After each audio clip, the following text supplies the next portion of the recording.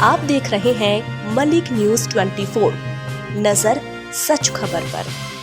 राजधानी भोपाल में जुमे की नमाज के बाद ताजुल मस्जिद परिसर के बाहर ऑल इंडिया मुस्लिम त्योहार कमेटी के पदाधिकारियों और सदस्यों ने रायसेन जिले के बाड़ी क्षेत्र में वक्फ बोर्ड की 253 एकड़ जमीन को बेचने के मामले को लेकर विरोध प्रदर्शन किया। प्रदर्शन के दौरान कमेटी ने आरोप लगाया कि वक्फ की संपत्तियों में बड़े पैमाने पर अनियमितताएं हुई हैं और इस पूरे मामले में कई प्रभावशाली लोगों की भूमिका सामने आ सकती है।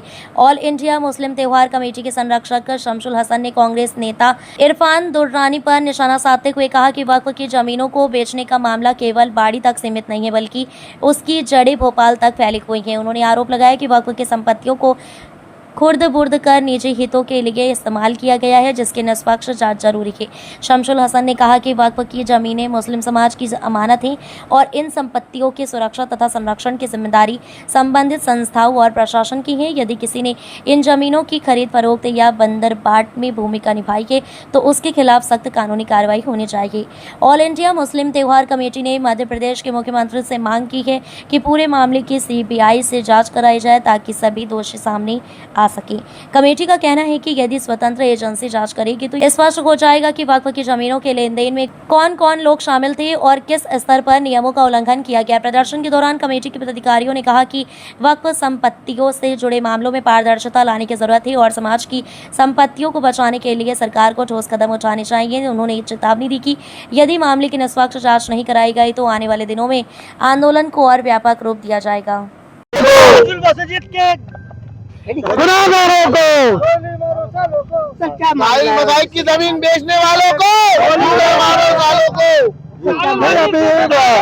रायसेन में ताजुल मसाजिद की 253 एकड़ जमीन बड़ी मायने रखती है। 253 एकड़ जमीन जो ताजुल मसाजिद को कर्नल इकबाल 12 महल निवासी कर्नल इकबाल साहब थे मरहूम, उनने 253 एकड़ कुछ जमीन रायसेन के बाड़ी में मदरसे के लिए, स्कूल के लिए, शिक्षा के लिए दी थी। 1961 के गजट के नोटिफिकेशन में दर्ज है।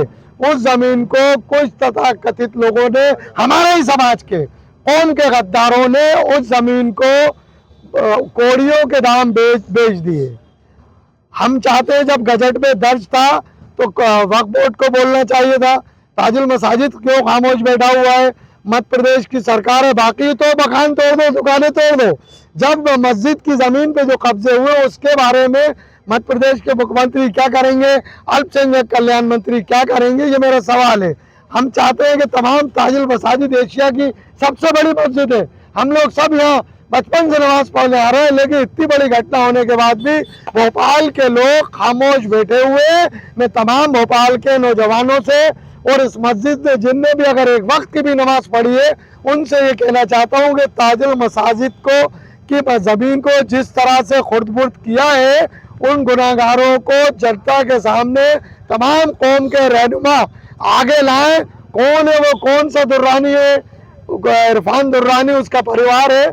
253 एकड़ यहाँ से आप सीहोर चले जाओ, इतनी लंबी ज़मीन बेच दी, लेकिन हम खामोश है। हमारी कौम बेजुबान बनी बैठी हुई है।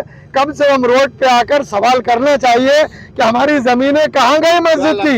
ये खामोशी है या कोई मिली जुली साजिश है? नहीं, इसका जांच का विषय मध्य प्रदेश के मुख्यमंत्री साहब मंगल के दिन मिलने जा रहे हैं, ज्ञापन देंगे। हम मांग करेंगे कि इसमें CBI जांच होना चाहिए। कितना ही बड़ा रसूखदार क्यों ना हो, हमारी कौम का कितना ही बड़ा रसूखदार क्यों ना हो, मस्जिदों के, मदरसों के नाम पर वक्फ की जमीनों को अगर खाता है तो यकीनन वो गुनाहगार है हम सबका।